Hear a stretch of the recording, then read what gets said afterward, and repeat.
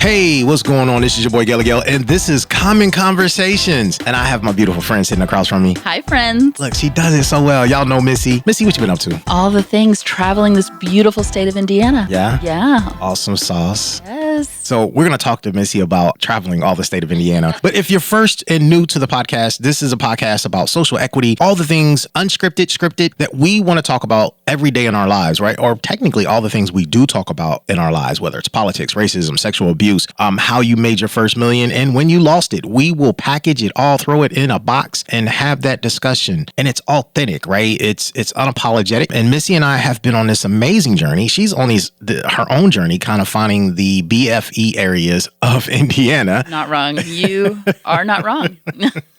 I mean, Indiana has a lot of BFE areas. Ooh, most of the time I'm like, it all looks the same. Where am I? Yeah. That's a field. That's a field. I don't know. Okay. It's neat. So if you guys are listening and you've never seen Missy, Missy is this beautiful white lady who travels in Indiana and says, I wouldn't go there. And it's neat because as a black dude, I've traveled much of Indiana and I just take my gun. And so I always find it funny. She doesn't have one of those because she is powerful. She's the gun. She is the tool. Oh, there you go. And there it is. My gun is just a big paperweight. It holds down the papers when we're driving down the street so they don't fly out the window. That's all. There you go. You should see her face right now. Oh, Lord. Sometimes we have a camera on, sometimes we don't. But we've launched this equity series, and we have been talking all year about all the things, literally all the things, right? Social justice. We've talked about Black economics. We just came out of our Let's Talk Mental Health series, which we did live. So if you're listening, if you jump over to our YouTube channel, you'll have an opportunity to watch some of the projects that we do live as we have open panel discussions, much like how we podcast. And then our audience gets to ask fun and crazy questions that we sometimes extract and or leave there. No, the audience participation and what they bring and the questions they bring are so important. And I wish when we were podcasting, we had more input, but it's just me and you, friend. Well, you know what? True story. So we should just ask for more input. So if you're listening to the podcast and you'd like to journey back and listen to all the podcasts that we've done and leave us a note, send us a comment, we're more than welcome to do that. Please do. You can travel. Yeah, there it is. See, amazing. And we might respond. I mean, just a little bit. Well, and definitely take that into account. But also, if you have a thing that you want us to talk about that we haven't yet, or a person that you think we need to talk to, I want to know that. Absolutely. So right now, our biggest focus in terms of talking to people have been local heroes, right? Not the rich and famous, not big fan club people. It is folks who have boots on the ground, who have real life experience. They have some data as well, but they bring all that to the table, and so that we can have an open dialogue. And sometimes we get to discover things that we wouldn't otherwise hear. For sure. And so today, who do we have with us? Today we have Ginny Weigleb. All right. She's with the Mustard Seed. But Ginny, I want you to tell us about that journey. What is the Mustard Seed and what do you do there? Sure. The Mustard Seed is a thrift store. We're actually 2 thrift stores currently and have hopes of expanding. But I am the founder and currently the director of missions at the Mustard Seed, and we're a whole lot more than a thrift store. So the original idea, which stays true to today, was that we would open up a place where people could come. They can shop, get cool things, but even more so that it would be a place where they could have permission to both learn and acknowledge and say that they were sexually abused as children. I'm motivated because I'm a survivor, and I know that, and I experienced childhood sexual abuse through much of my life as a child. And I know that it is so difficult for people to come forward and just acknowledge these things that are socially very difficult to talk about. So we are trying to bridge that gap. And then we are funding direct care services for people who were sexually abused as children. So we help organizations that are helping. We help fund direct counseling services and through some providers that we have selected and partner with. So it's exciting to watch the organization grow, but it's even more exciting to watch the mission grow. When you look at, 7 years ago when we opened, for people to come forth and say, hey, this happened to me, it was a whole lot less common. And now, we have people coming in, and we partner with an organization called SOAR Ministry who provide the group work, and they also have several therapists that we send people to. And at least a quarter of the people that were in group last year were as a result of the mustard seed, because they learned about the services through us. So it's super encouraging for us, and it really should be super encouraging for the community. The more that we have people healed up, the stronger we are going to be as a community. So you mentioned SOAR Ministries. Can you talk about that and what that stands for? Sure. So SOAR stands for Survivors of Abuse Restored. They're a local organization in Sellersburg. They provide group work. It's primarily support group work. They do have a therapy group that is starting up this fall for adult survivors of childhood sexual abuse. They also provide, of course, one-on-one counseling to people who feel like they need that for people who are sexually abused as children. I'm curious if I may jump in here. You're talking about survivors of sexual abuse. So we're talking about adults, right? How often do you find adults who are willing to come forward after the fact, right? And talking about past trauma, past violence, and how do you teach coping skills? Well, at the Mustard Seed, we're not necessarily teaching coping skills. I mean, that's why we want to get them into counseling, into support groups and those kind of environments. But what we see is that there is a disparity between, if you're a male that is willing to acknowledge their sexual abuse, and men have a much more difficult time because it still is more socially taboo. There's a lot, there's still a lot of blame, or people make light of it and say, oh, hey, you were 12, that was not really sexual abuse because, for whatever reason. But it's the way that people communicate. I think females have an easier time in that sense. It's not easy still as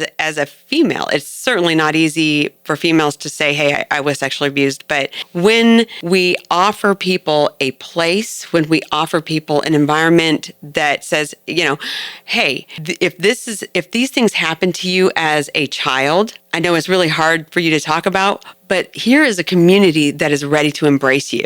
So it's about making a safe place. I go back to, I read the book, The Body Keeps the Score, a couple of years ago, and it really impacted not only my own healing journey, but it impacted just the lens that I see other people through. And what Vanderkolk says is, one of the best predictors of people, getting well and being able to really engage in their recovery, their healing journey is safety. And you need safe people. You need a safe community around you to walk and journey through those things with, because your whole life, your whole interior life feels unsafe, So if you have some external safety measures, some safety people, sometimes it's just having somebody at the end of the phone just saying, hey, I'm here. I get it. I hear you. So I want to put together some of the things that we're talking about. So you mentioned The Body Keeps the Score, and I think that that's such an important thought for us to bring into the conversation right now, is the trauma that people are carrying and how that trauma then manifests either in physical illness or in the way that they are then interacting with the world around them, and the way that they are not able to reach their full potential because of the trauma that they are carrying. And if we think for a second about the high percentage of people that we know, and these are just the reported numbers, the high percentage that 25% of girls will encounter childhood sexual abuse, and we know that number to be low, and a comparable number for males. So by the time they reach adulthood, you have a quarter of our population carrying trauma that is likely they have not disclosed and sought treatment for and began their healing journey that you mentioned. What do we do with that when we have that high a percentage of our population, of our friends, our community, our neighbors who are walking wounded and then not able to be the members of the community that they could have been had that not happened? Well, I think you make a great point. And, so when we look at, childhood sexual abuse, and you're right, the numbers really are high, and they're probably higher, just based on what we see. But, I was just reviewing some of the research this morning, and it is estimated that it costs a survivor over $200,000 a year in the lost wages, in the medical bills, and it's so $200,000 a year for somebody who was sexually abused as a child. And that is it's kind of mind blowing. I mean, we may estimate, okay, well, their average salary is going to probably be $60,000. But if you have lost wages, if you have additional medical costs, you have all sorts of mental health issues, you have, all of those things contribute to the cost of, just on the economic level. But you look at those micro level experiences of, relationship issues, substance abuse issues. You just keep naming those symptoms and the outcomes of somebody who is unhealed. How do you start engaging a population that are the walking wounded, like you say? And I think we have to start with making it okay for people to just say it. Say the words, hey, I was sexually abused as a child and I need help. And there needs to be resources on the receiving end. So let's talk about resources. I think that it's so important that you have identified a support group setting and that SOAR kind of walks through a curriculum, which is interesting and that's good to know. First, when someone is willing to make that step and say, I was a victim of childhood sexual abuse, in your experience, what is a good landing place for that first step, for that footfall? Who do they talk to? Who do they tell first? Well, if you look at kids oftentimes tell somebody in the school system. So, that it's usually some sort of adult who finds out that ends up getting reported. It might be a family member, but a lot of times it's the school system. People who tell, I think people tell others for a variety of different reasons. Sometimes it's just, it's a lot of times as an adult. And what I know through SOAR and through my own recovery is that, I put all this stuff away. I left home and got my life going. And it wasn't until my mid to late 30s that my mind really was maybe in a safe place to start dealing with it. Right. And you kind of look over the landscape of your life and you're like, holy cow, and somebody might look at the landscape of the life. I didn't have addiction issues, but I had all sorts of I had relationship issues. I was very introverted. I just kind of cut myself off from relationships. And, there's a lot of other damaging things that can happen. So my first step was I found out about SOAR through, because there was some advertisement for them on a monitor at our church. Okay. And so that's how I found out about them. And so that was my vehicle to tell somebody. But it might be a friend. But a lot of times, it's like what we teach, what is taught in SOAR when you're first at the very beginning of your journey is finding safe people to talk to about it. Right. Because not everybody is going to respond the right way. There's a lot of people who will use, blame language like, why didn't you tell sooner? Right. You literally just turn the blame on the victim when you say that. So finding safe people to tell, you can come talk to us at the Mustard Seed and we will connect you to people who really can help. Call a therapist, talk to a school counselor, talk to your pastor if you need to, talk to people that are in your life that can help propel you towards the resources that are needed. That's why this Mustard Seed exists. We want to be able to be a place where you can just say, hey, that happened to me. And what you're going to receive, if that is your story, is I hear you, care about what happened to you. I want to get you some resources to help you. When you think about resources and you tie that to people who have a story that they want to tell, right? How do we consistently say safe, right? Because people they want safety. But history tells us not all spaces are safe spaces, whether it's culture, whether it's the different upbringing dynamic. How does one who wants to seek help, right? How do we build trust immediately? And how do they identify and or gauge what is a safe space for them? Go ahead.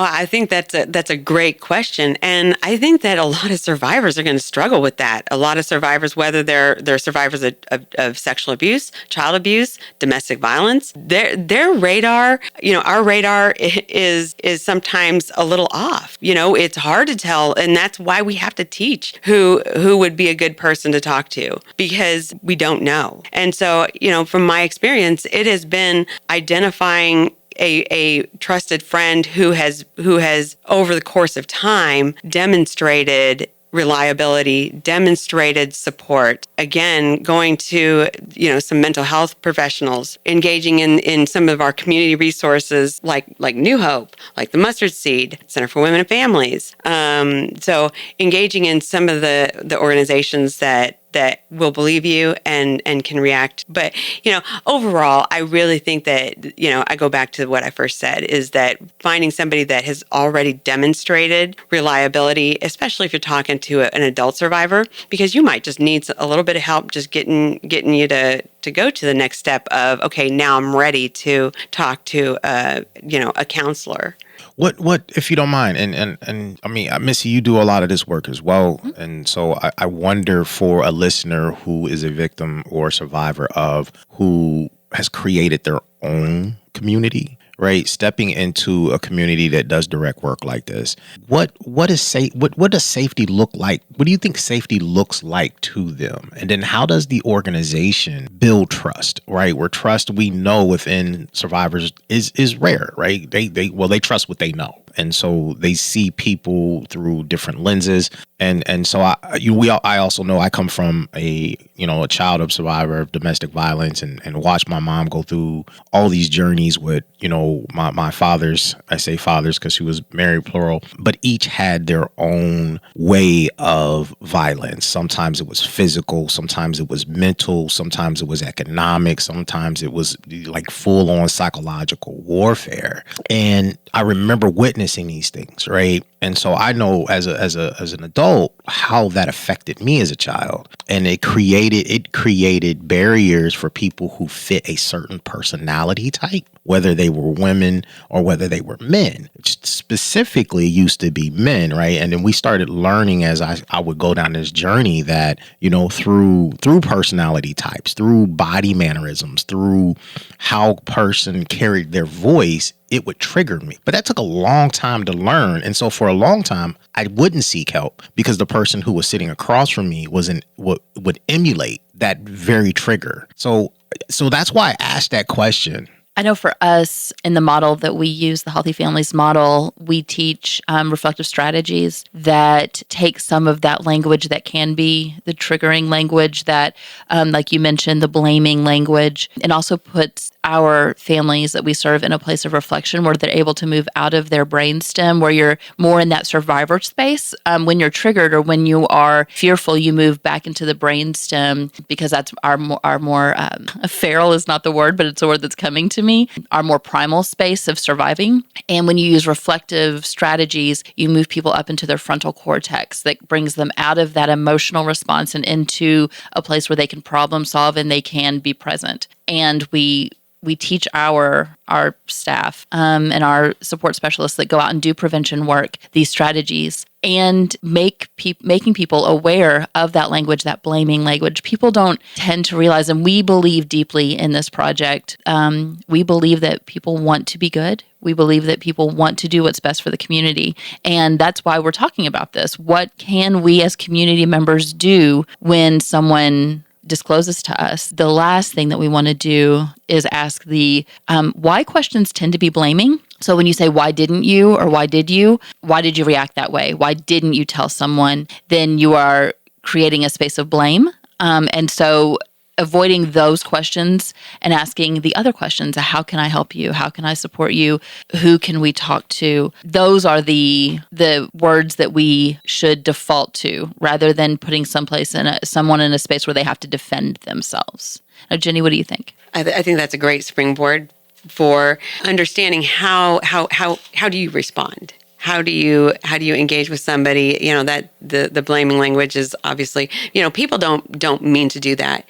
It is, sometimes it's something that is in their own, like you referred to as that it's part of their own family culture. It's their own environment that leads them to ask those questions. But moving into a space of what can we do to help, and knowing that, as a community, that there are ways that you can help by, whether it is, supporting organizations, financially. You can give to the Mustard Seed, you can give donations or whatever, but financially fund other organizations that do the work. But being part of the narrative, being welcoming of the information. I mean, you don't know how many people will and even people, who are in the work, who are service providers who don't really want to deal with it and may not ever even ask the question, but just willing to be invitational to, if somebody wants to talk about, or if somebody is starting to share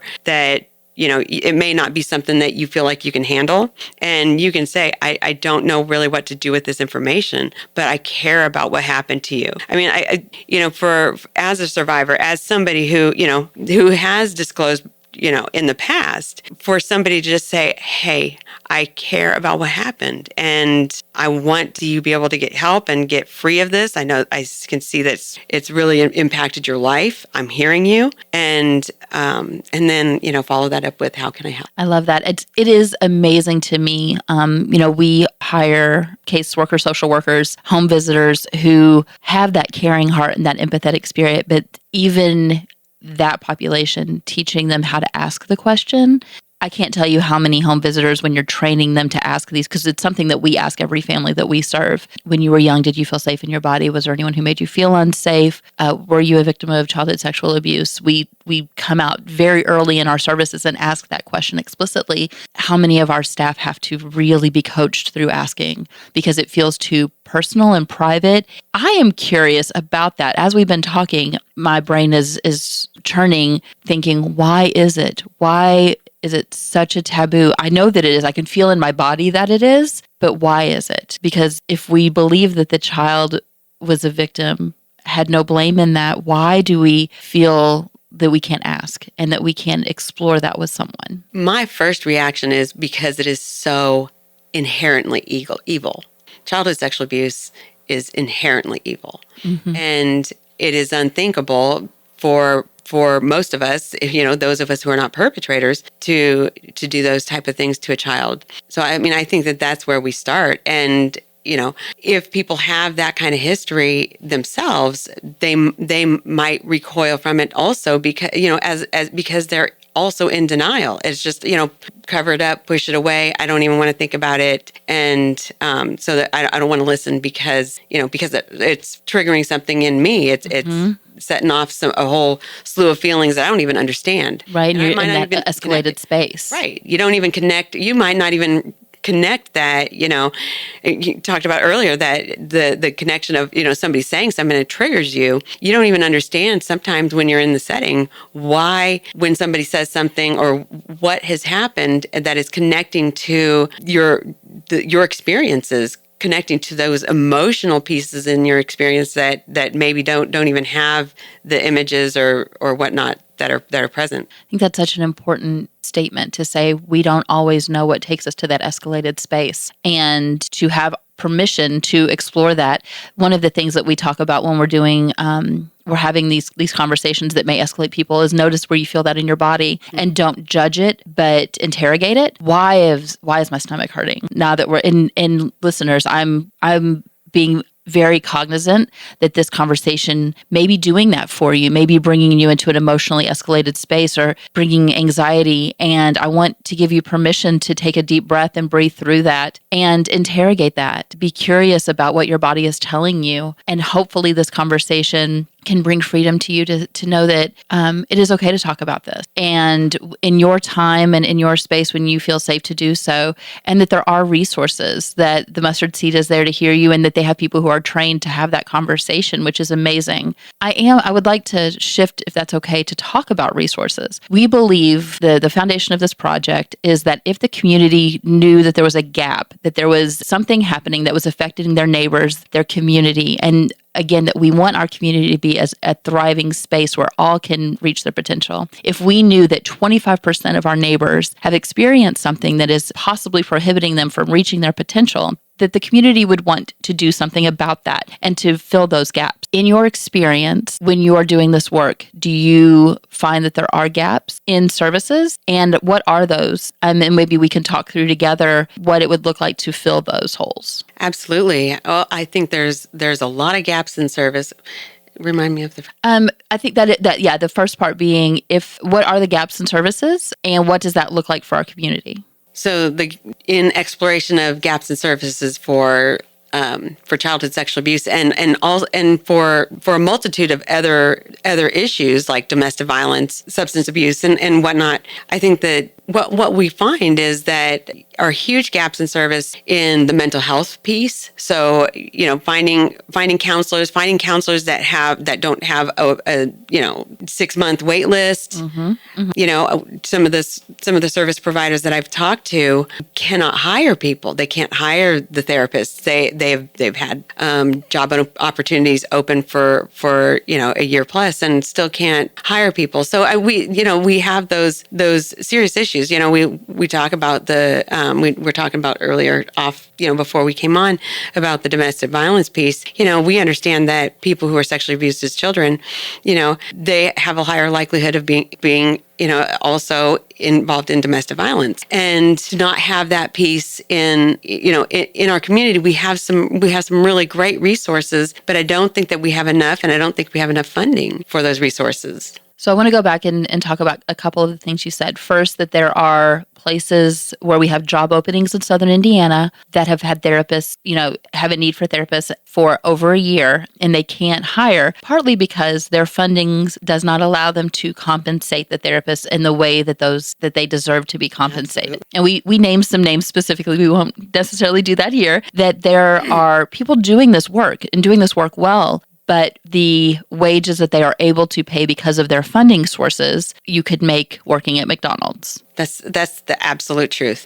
If you look at it, somebody who's licensed, they're going to go through 4 years of school, doing their undergraduate work, and then they're going to do another at least 2 years of school for their master's, and spend all kinds of money, and only to be compensated, a little over $40,000 it's a very tough sell. Even if you're getting somebody who's straight out of school, the other opportunities that they would have are, they're living the same lives that you and me are living, that you listeners are living, where they're just trying to make ends meet. And so, they want to be helpful. They got into this industry because they have a heart to help people, but they also have to make a living and make those choices. So, we see them going into different industries. We talked about going into the school system, or going into private practice, where it's a lot more lucrative for them. Sure. And a lot of times then what happens, and what we're finding is, if you go into private practice, you don't have to accept insurance, because there's a high enough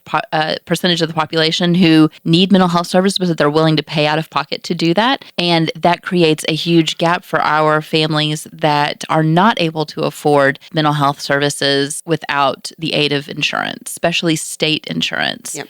We need more therapists and organizations who are able to accept that state insurance to reach these populations. Well, I think that's undoubtedly the case. And then you go to those state and local organizations who are phenomenal. I mean, they're doing some of the hardest work. Truly, we talk about people who are doing the forensic interviews for kids, and working with the population directly out of their situations. And if we're only able to hire people that are fresh out of school, which that is great.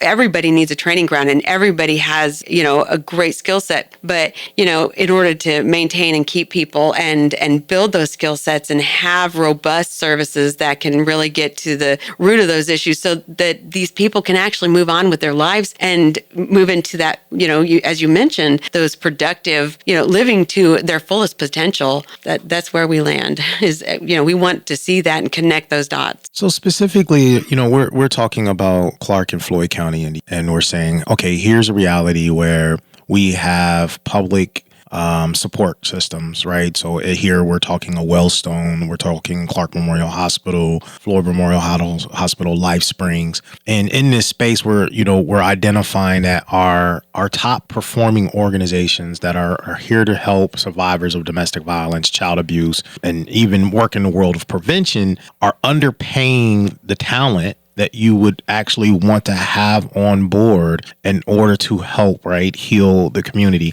And that's an interesting piece that you say that. And so I wonder, I would love to invite some of them, definitely they're those who manage those organizations, why is it that we're paying below a livable wage to practitioners? And so if you're listening and you don't know that, so most social workers have to go to school 2 years, right? And so they come out with a master's degree, 6 years. Okay. So yeah, I said 2, sorry, 6 years. Yes. 2 after, right? It's the 4+2. So they come out with an MSW. You get a lot of licensed therapists who have a variety of initials behind their names, but a lot of times, again, master's degrees, multiple, they have to go through a degree of, I don't want to call it recertification, but making sure that they stay up with their licensures. But then there's also different practice, right? So they all have, whether they're practicing TA or EMDR, in order to help traumatized communities. And so those degrees are really expensive, and they're really great at what their jobs are. I challenge and I wonder, because when I think about having someone fresh out of college, whether it's undergrad or graduate school, walking in saying, hey, now that I have my shield, I'm going to put it on the wall and I'm going to serve you, right? Without any real supervision from people who have real life experience and tenure, wisdom to guide them through that journey to help people in trauma, how much more damage are we potentially causing in that space, right? And I listen, like, I know everything is not about money, but people definitely need to make a living. And I know that the CEOs and the vice presidents of these organizations here locally make well into the 6 figures. And I find it amazing that we're not hiring the talent that we need at the rate that they should be compensated. I know this is a long-winded statement, and it's probably more of a statement than it is a question. I did a podcast, I can't remember if it was last year or this year, and I learned that historically the social work field was created by white men and white women, right, to basically manage what women could do when they got into the work field. And then they put a cap on salaries, right, so that women did not make more than their husbands. Now, you have to do your own research to dig into that, but I wonder if that's still society's norm. So when we think about community support and community help in the sense of wages, and we're talking, y'all brought up several times, folks who are being economically disenfranchised against being in these spaces. And so they require Medicaid and state insurances in order to get health care, right? And mental health is part of healthcare. Survivor support is part of healthcare. I wonder if we still have the same bias, the same stigma, the same systemic issues that are ingrained in society as a whole that limit the ability to truly treat and help and support the so-called community that we're helping. I wonder even, I know that this is a long brain fart. I'm sorry.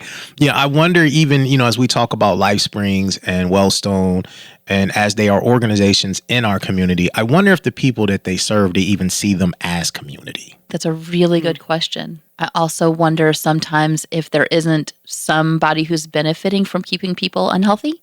And if that's the route that we need to find, who benefits from keeping a large portion of the community unhealthy? I also wanted to go back to something that you said about women not making more than their husbands. What we find if you are in these professions, and you are married to a therapist, so you know that if you go into therapy, if you go into social work, if you go into teaching, then it's a passion. And therefore, they'll say, we don't have to pay you as much because part of your compensation is the good that you're doing. The good that we're doing doesn't put food on the table, nor does it pay my mortgage. But that's how it's seen. That's why you can see teachers being underpaid and therapists and helpers. Helpers are underpaid because you do this out of the goodness of your heart. So, we'll pay you to keep you alive, but to thrive is a different thing. And then one of the things we mentioned in our mental health panel is the possibility of transference at that point, because you have case managers and social workers who are hearing these stories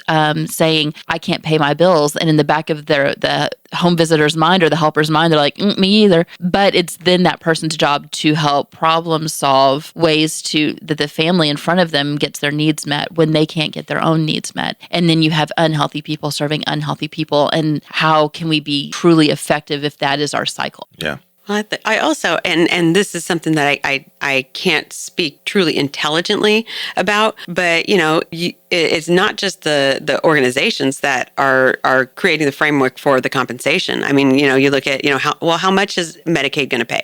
How much, and how many therapists don't want to take Medicaid because it's just a pain. It's really tough. They don't. Billing is a nightmare. Exactly. So, that's why people go and just, don't take the insurance panels and whatnot, because it's just too much of a pain and they don't get compensated appropriately, or it takes a long time, or, it's not worth the energy. And so who really is hurt by that? It is the disenfranchised. It is the people who are, just trying to get help, and they're going to the only places that they know and they can, and they don't get adequate help. And a lot, and I certainly couldn't say that. I think LifeSprings and these organizations do a great job with the tools that they have. But I think that we as a community can support them in a more robust way, and maybe, moving into, okay, can we look at people? Could we look at legislation? Could we look at, the bigger picture of, who do we have to talk to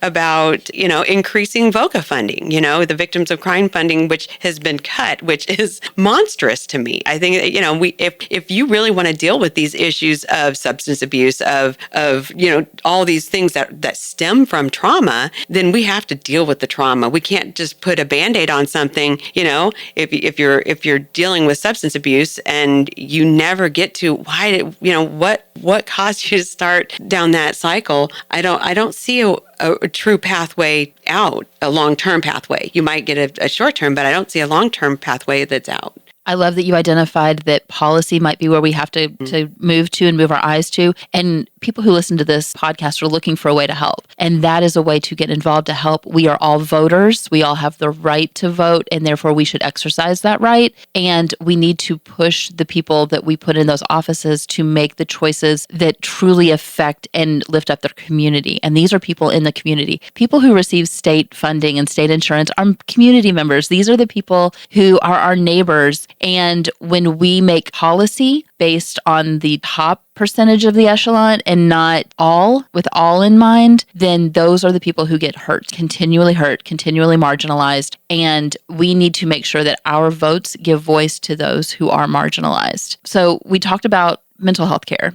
I would like to talk about, as we're moving into October, we're moving into Domestic Violence Awareness Month. You mentioned that people who were victims of childhood sexual abuse are more likely to find themselves in abusive cycles in their adulthood. And also people who are currently in abusive cycles are perpetuating, possibly unknowingly, very unknowingly, without intent, those cycles for their own children, because their children are seeing the abuse and witnessing domestic violence. Miguel, as you mentioned, is trauma in itself, and it is abuse that you are experiencing vicariously through the person that you care about the most. What services have you found in the community when it comes to domestic violence services? Well, obviously, the Center for Women and Families is at the top in the Louisville metro area. Also over here in Southern Indiana, we have some church groups that are doing some pretty great work. I know Southeast of Southern Indiana is doing some really great work. And then you have up in Salem, Hoosiers Pact that are making some headway into domestic violence. I know that, with the mustard seed, we don't focus on domestic violence, but it is something that comes up regularly. People are coming in looking for resources, and oftentimes there is a domestic violence piece to it. And it has been hard to find a safe place for people. It has been hard to understand where they can get help. We don't have any beds over on this side of the river. And I think I want to pause on that because I think one of in what we talked about, the foundation of the project again being, if people knew what was really happening in their community, they would work to fix that. We believe that people are inherently good. I'm looking at Miguel's face and he's like, do we? But we do, or we wouldn't be doing this. And the idea that people don't know what does not affect them. So if you are not someone who has been affected personally by domestic violence or worked with someone who has, known someone who has, you may not be aware that there are no beds, which means there is not a shelter in Southern Indiana in Clark and Floyd County for victims of domestic violence. So if someone is ready to leave and they're in that place in their decision-making process, there is not a shelter for them to go to. There is a shelter in Louisville that has a very limited number of beds. I think you named 79, but that's beds, not families, not family units. And as we have said before, we have to really make sure that we remember Southern Indiana is not Louisville. And people who live in Southern Indiana often cannot cross that river. It is not because it's too far, because it's scary. It's because our benefits do not transfer from one state to another. That going to Louisville changes everything. It also changes school systems. It creates huge barriers for people with children. So I really want to make sure that we make that known. There is no shelter in Southern Indiana. You mentioned PACT, and there is a home, at least there was a few years ago, a house there. It does not have a lot of beds. No, they don't have a lot of beds. They're a shelter. They're a legit shelter. They do case management. They work, and that is really some of the benefits from having a true emergency shelter. We do have organizations in town that have housing for domestic violence, but not while they're in that initial emergency phase. And I don't mean to cut you off because I'm listening to the two of you. And I find it amazing that we're sitting in Clark and Floyd County, Indiana, right? And we're saying our closest assistance for people who are in emergency or who are in transition is in another state, which does create a great deal of barriers just legally. And I'm not a lawyer, but I got to imagine, if you're in a domestic violence situation and you need to run and you have kids and you take them across state line, in some states that actually might be child abduction, right? And so now you've that mother or father who's ever in that relationship has now created a crime in a way of escaping. And so thinking about for those who are in child abuse prevention or child abuse and survivor, support, if we are identifying that there is a void as nonprofit organizations, I wonder what is keeping these nonprofits, right, from investing in the actual issue, right? Because how can you protect a child if the parent isn't safe, right? How do you keep, I got to imagine that a child who is abused in a home, if they're being abused by one of the parents, is probably also the parent, one of the other parents is also equally being abused. So we're really missing an entire process here. And so I'm wondering, what do we have to do to connect those who are getting resources in Southern Indiana to serve Southern Indiana's survival community? I mean, because to me, I know it's a complex web, but the reality, I think for me, it's simple, right? If we're going to help people journey through this, whatever their experience is, that we have to look at a whole map and say, well, if mom is being abused and the kid is being abused, well, transitional housing doesn't work when we have an emergency. If dad or dad is being abused and child is being abused, same thing, we don't have, right? If we're talking about, and so I also want to say this too, domestic violence, child abuse, sexual assault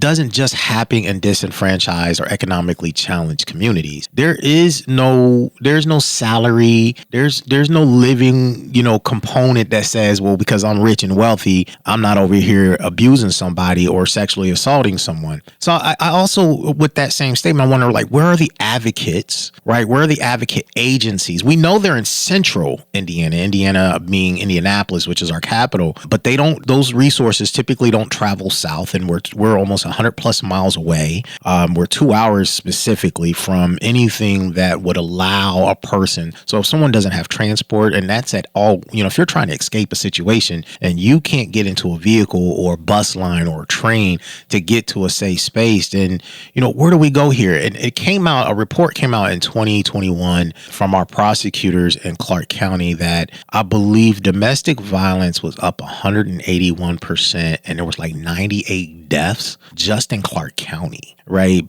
due to domestic violence. And I'm like, so we're seeing a pain point. We're seeing a problem, and I wonder where the agencies are. So our Wellstones, our hospitals, our Life Springs, where are they in the job of solution finding, the New Hopes for these issues? Or are they just getting the money that they get and they're keeping their head buried in the sand because, hey, it doesn't fit our economic stability to really address the root issue and to begin to heal people? I mean, we know insurance is a big thing, but what if insurance isn't the issue, right? What if is it just the people sitting in the chairs who really have the power to wield a really a new space, a new safe space, right? If we can do that. And I think sometimes a brave space, because we have to, I mean, I'm not a practitioner in the world of social work or therapy, but I do believe that if you're going to help someone, you have to be brave yourself, right? And I wonder if we have institutions, and I welcome them to come sit with us, but I wonder if we have institutions who are not brave enough to help people for real, right? Because that would mean they would lose funding, right? Or that means that the sheriff who just beat his wife or raped somebody, you may actually have to face them, right? The fact that we may have jailers who are allowing rape to happen in our institutions, our inmate institutions, right, where they should be safe, right? We may have to face that. Our prosecutors who are not going after those who wield power.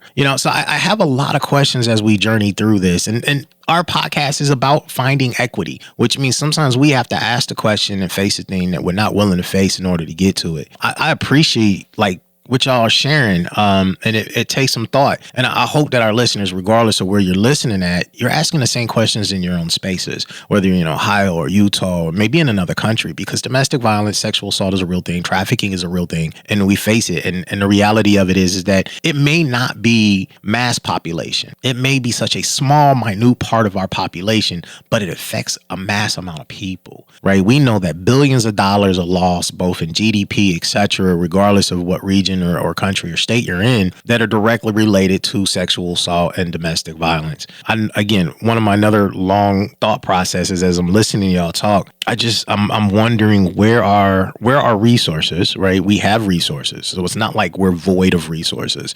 Where are our thought leaders in these spaces saying, here are solutions, instead of saying, this is what we don't have? I mean, have you seen those kind of conversations in the workspace yet? What I'm seeing when I'm talking to people is just a high level of overwhelm. And, we talk back to Vanderkolk, but when you are in a situation where you're overwhelmed, thought process actually break down. So we see a flood of people who need help and need the services, but we don't have the services to provide, and it's a cyclical issue. Wow. We've got to wrap up here in a minute. I know we've been at it, and I want to be conscious of our listeners' time, our time here today. If there were any takeaways, if we think about health equity, we think about building trust and really providing agency and community to folks, right? So that they move from surviving into a thrivable relationship, both with internal to themselves and external inside the spaces that they live in. What are some tips? What are some takeaways that we can offer listeners to say, hey, here's how we might engage. Here's how we might ask. Here are ways that we might challenge the very system that says, hey, I support you, but it has voids. Oh, I mean, that's such a loaded question. I know. Sorry. I can't help myself sometimes. Well, I think, we can start on the micro level of what can you personally do. You can be somebody who, if this is your story, that you know me now. You can come into the mustard seed and have a conversation with us, and if you need help, we'll connect you to resources that will provide that help. And on so be that person who gets to help them yourself. Support somebody who this is their story, and you find out be that listening ear that will say, hey, I get you, and I care. But I think we also need to address give your money, donate your money to organizations that are really doing the hard work. Center's doing just really hard work. The Seed's doing hard work. New Hope's doing hard work. So there's organizations that are in town, in our community, that are valiantly trying, and efforting to make these resources available for people. But I think that we need to move into macro level thinking, and that is that policy, those policy elements. How are we how are we addressing the mental health community? How are we addressing our community mental health and, the mental health, people who are providing those forensic interviews and the Child Advocacy Center, like, Comfort House that's up in Court and Family and Children's Place here here locally in Clark and Floyd. How are we supporting these organizations, and how is the money funding those organizations? How can we increase it to make their imprint a bigger imprint? Because they are really limited as to what they can do. They can only do so much with the funding that they have. And, that's where I land. And I think that we need to remember, friends, that we are moving into the end of an election cycle. So November, we have mayors who are coming up for election. We have lawmakers. And then we move into larger election cycles where we have state leaders, national leaders who are going to come up for re-election. And these are the questions we need to be asking. How are they really investing in our community in a real way that has lasting impact, not just investing in the business owners? How are they investing in those who live in their community, who want to thrive and yet don't have resources to do so? And are they even aware that those people exist? And if not, let's hold their feet to that fire. Your community is more than those who can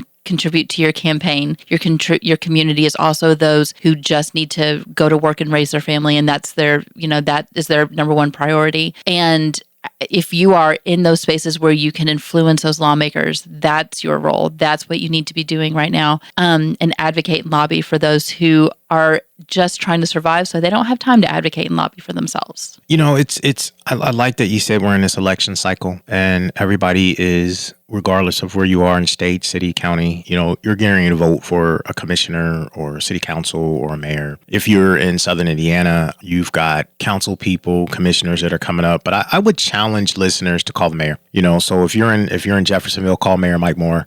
Call if you're in Charlestown. It's still part of Clark County, called Mayor Treva Hodges. If you are in Floyd County, New Albany, call Mayor Jeff Gahan and ask them specifically, what is the city's plan to support? And how does it support, right? It's domestic survivors of abuse. It's children of survivors who are also coming out of abuse. What programs do we have in place? What are we doing in a role of prevention? If we're spending $50 or $100 million on infrastructure in our small towns, what is the equivalent budget to secure and support its community, its future worker, its future elected person, its future CEO, and so on, right? I think it's important as we think about budgets, as we're talking about money, because yes, the individual can begin and be a big part of it. We can definitely do better in supporting organizations. They all have fundraising platforms, but I think we can even do more so because our tax dollars are being spent in our communities. And if you're telling me, if I'm seeing stats,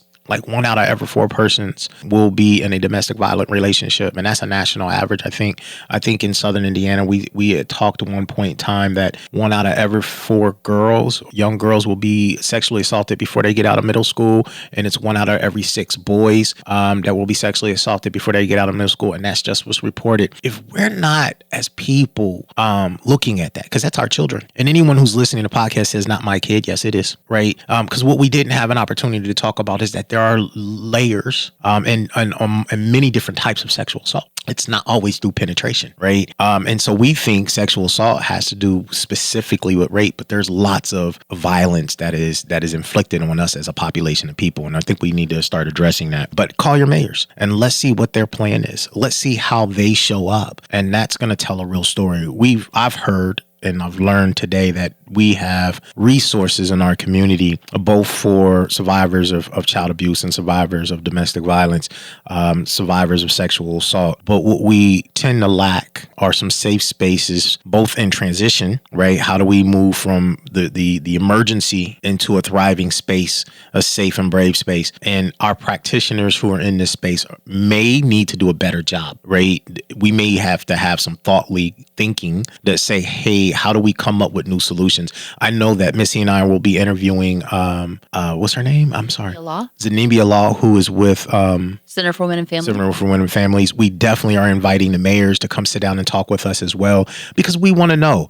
This is not necessarily to exploit anyone, but it is to ask a question. if, a hard question that I think our community needs to have solutions. Because again, this podcast, this series is about how do we build equity in our spaces when we know that there's such a depravity there. Is that the right word? Can I say that? I don't know if depravity is the right word. Probably not. No. We're not going to edit because I use the wrong words all the time. We'll just let it run. But I appreciate, this has been an excellent conversation. Very insightful. Ginny, I appreciate you being here and sharing with us today. Hopefully you'll come back and hang out with us. I hope so. It's a privilege. Absolutely.